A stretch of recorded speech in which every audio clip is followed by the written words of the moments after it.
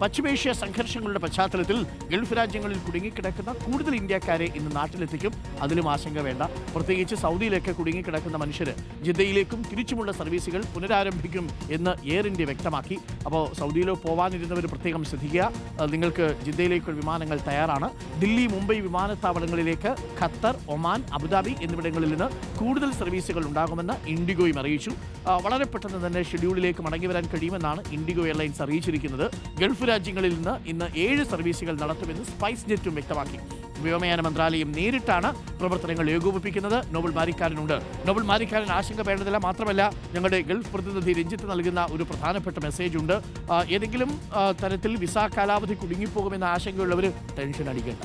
നിങ്ങളുടെ വിസ കാലാവധി കഴിഞ്ഞു പോയാലും നിങ്ങൾക്കെതിരെ നടപടിയൊന്നും ഉണ്ടാവില്ല. പ്രത്യേകിച്ച് ഈ സാഹചര്യം കണക്കിലെടുത്തുകൊണ്ട് അത് നീട്ടി നൽകാനുള്ള തീരുമാനമായിട്ടുണ്ട്. അതുകൊണ്ട് അതിലും ടെൻഷൻ വേണ്ട. വിമാന സർവീസുകൾ അതുകൂടൻ പുനരാരംഭിക്കും. പിന്നെ 1-2 ദിവസം ഒന്ന് മാറിയൊക്കെ യാത്ര ചെയ്താൽ മതി, അത്രയേ ഉള്ളൂ. നോബൽ മാരിക്കാരൻ അപ്പോൾ എല്ലാം പഴയ പടിയിലേക്ക് മടങ്ങുന്നു. വളരെ സാവധാനം അല്ലേ നോബൽ?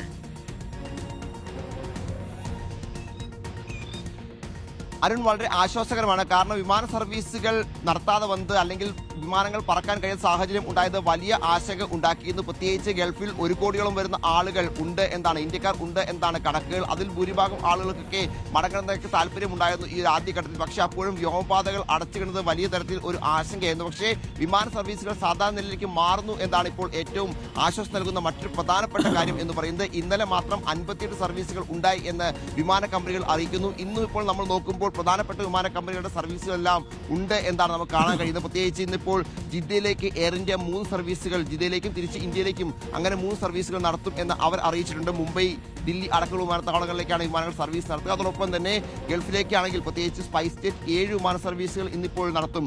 ദുബൈയിലേക്കും അതോടൊപ്പം തന്നെ ഗുജറാത്തിലേക്കുമൊക്കെ സർവീസുകൾ സ്പൈസ് ജെറ്റിന്റെ ഭാഗത്ത് നിന്ന് ഉണ്ട്. മൊത്തം 7 സർവീസുകളാണ് അവർ ഇന്ന് പറഞ്ഞിരിക്കുന്നത്. ഇൻഡിഗോയും സമാനമായി തന്നെ ഇന്ന് അവരുടെ സർവീസുകൾ കൃത്യമായി തന്നെ നടത്തും എന്ന് അറിയിച്ചിരിക്കുന്നു.